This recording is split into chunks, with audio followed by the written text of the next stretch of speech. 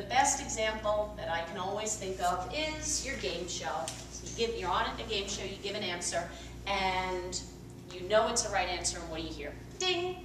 And that's what tells you you got the right answer. So the clicker means, okay, and I don't like to think of it in terms of right or wrong. I like to think in terms of, yes, that's what I was looking for. So we'll put it up as right answer. But the click or the ding also indicates something else. If you're on that game show and you hear that ding, what are you expecting? Prize is coming, okay? And again, in terms of our dog, the dog sits, we mark the behavior, and we give a prize. What are we going to reinforce with? What's our list of prizes on the game show, right? They bring you through the whole gallery of prizes. What's our list of prizes? Because the minute you get home, we got to start thinking about this stuff. So your dog sits, you're going to mark the behavior. What are you going to pay with? A treat. Sure, a treat or a toy. Now, a toy is different from a game. I can give a dog a toy, or I can play tug, or I can play fetch, okay? So be creative there. Now, in puppy kindergarten, we were marking behaviors. The dog sat or the dog laid down. And what did we use as a marker? That was the reward. What did we say? Yes. We used a verbal marker, okay? You can mark behaviors verbally. You could use any word, but the word we did use was yes. The dog sits, yes, we give a treat. The dog lays down, yes, we give a treat. Now, the reason we don't use clickers in puppy kindergarten, again, is most people don't want to talk a whole lot about learning theory. We just want to get moving on the real life skill stuff. But they are finding now, because they are actually doing studies on this stuff, that behaviors that are learned with a clicker as opposed to a verbal marker are retained better and learned faster.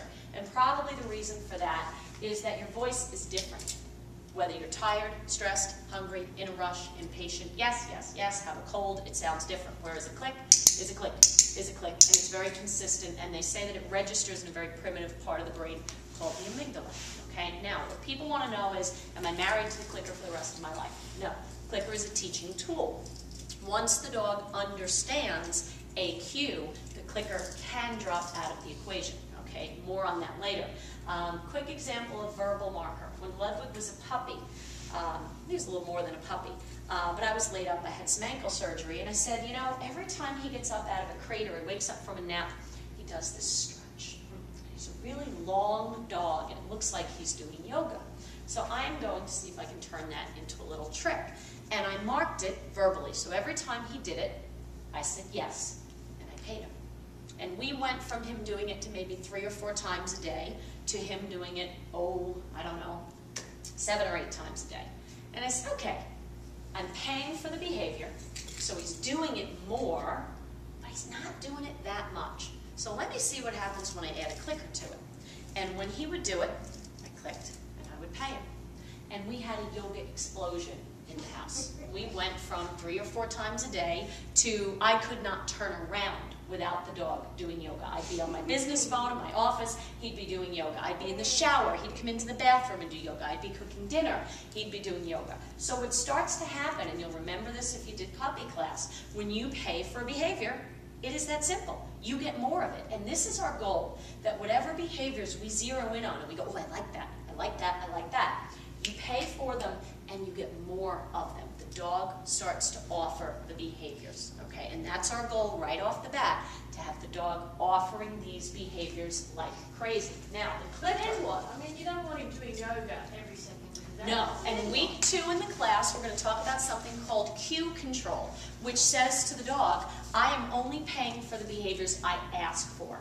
Okay, that we're going to talk about week 2, but we're going to go over the whole process today. Now, the clickers that I'm using or giving out, I like these clickers with the button on the outside. It's called an iClick. It's got a little bit of a softer sound. The reason, the box clicker, if anybody has a box clicker, and the reason, okay, that I like the iClick with the softer sound is I think if you're sitting in the vet's office, okay, I click anywhere I go. And, a lot of people I think are a little self-conscious about it, and there'll be somebody next to you going, what's that clicking sound? So I think you're more likely to use it if it has the softer sound. It's also a little better here in the classroom with the echoes. It's harder. What's that? It's a little louder. Go ahead. Yeah. And that's a little softer. Don't point the clicker at the dog, okay? It is not a remote control, so please do. What happens, here's the thing.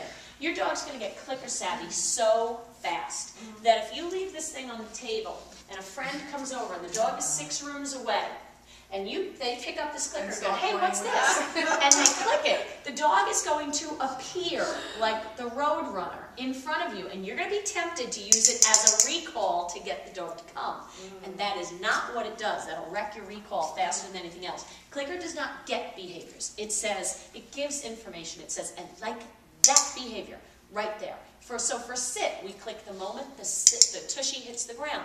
For down, we click the moment the whole dog's body is on the ground. Now you get what you click. I had a student a few years ago. She clicked her dog. She wanted to teach him a trick. So she started clicking him early on his sits. And she got a little behavior she called crouch. When he meets people, he sticks his butt out in the air. That's how he greets people. That's how, instead of sitting, he's a Shih Tzu, so it didn't really matter. But that was her little trick. Now, because this is a timing exercise, okay, I'd like you to practice a little bit of clicking when this ball hits the floor, okay?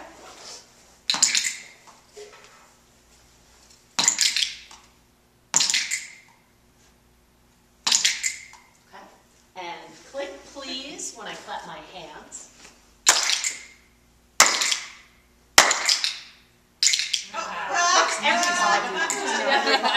So obviously you have to know what you're looking for, okay? So you have to know what you're looking for so you can click at the appropriate time.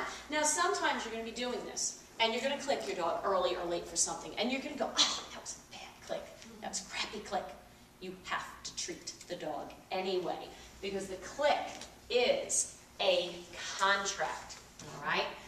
If you're on that game show and you give an answer and you hear ding and no money shows up in your thing, you might say, oh, I don't know, they made a mistake. But if it happens twice, I'm out of here. You will be done. And that's why the click is a contract. So even if it's a bad click, you must pay. Question. There's my husband, I have kids. I'm the one doing the clicking. Maybe.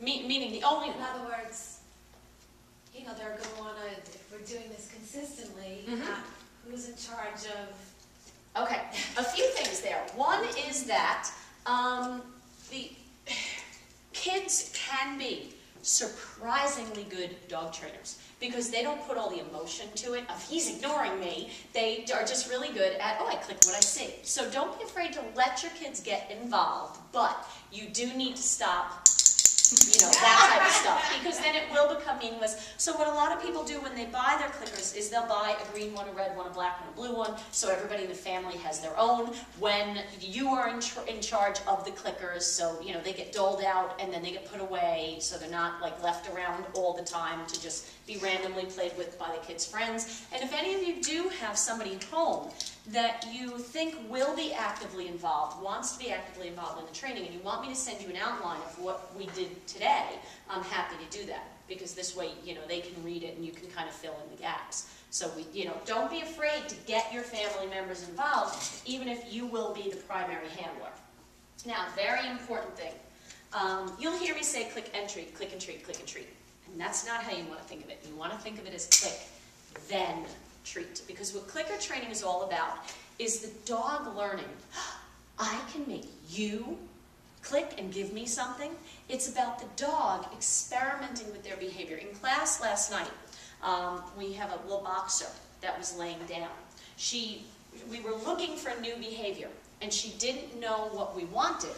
She sat, she laid down, and she rolled over on her belly, which is her little trick that she knows. So she took 3 behaviors out of her repertoire and said, I know you've paid me for this. Do you want this one? Do you want this one? Do you want that one? Instead of jumping up, pawing, scratching, biting the owner in the ankle. Okay, so what we do here is we make those behaviors that we like nice and strong, but we want to do it by clicking and then treating, so that the dog learns, I do it and you click. Now let me clarify that, okay? Whether you realize it or not, Laura, you're just moving your foot, okay? So here's the thing. If I'm clicking Laura for moving her foot,